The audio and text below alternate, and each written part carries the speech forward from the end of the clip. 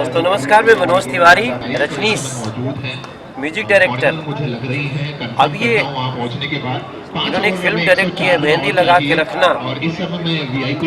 और जब music director हो जाए तो आप सोचिए कितना अच्छा लगे। कहें कि जब वो करे वो गाना सिनेमा हिट करा सकेला तो पूरा फिल्म में डायरेक्ट कर देला। आप लोग जरूर देखिएगा। 3 फरवरी को भोजपुरी फिल्म फेस्टिवल भी है भारत सरकार के द्वारा, और उसी दिन फिल्म रिलीज भी है। शुभकामना देता नहीं रजनीश के मेहंदी लगा के रखना, और आप लोग एक से प्रेम बना के रखब जा। रजनीश के सफलता में भोजपुरी इंडस्ट्री के एक और नया सीढ़ी चढ़ के मिली।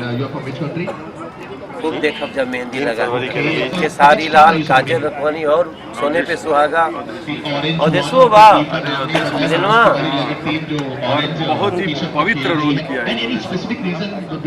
एक निरी पिता का अवधेश मिश्रा और पवित्र रोल पक्का देखे लायक फिल्म हो। कौना देवता के गढ़ल सवारल हऊ, हमरे खातिर जमी पे उतारल हऊ। तू हरी अखिया बा कैले दीवानाए जाना बड़ू अनमोले ऐसन खजाना। तोहर जोड़ा ना दोसर जाना नाए जाना।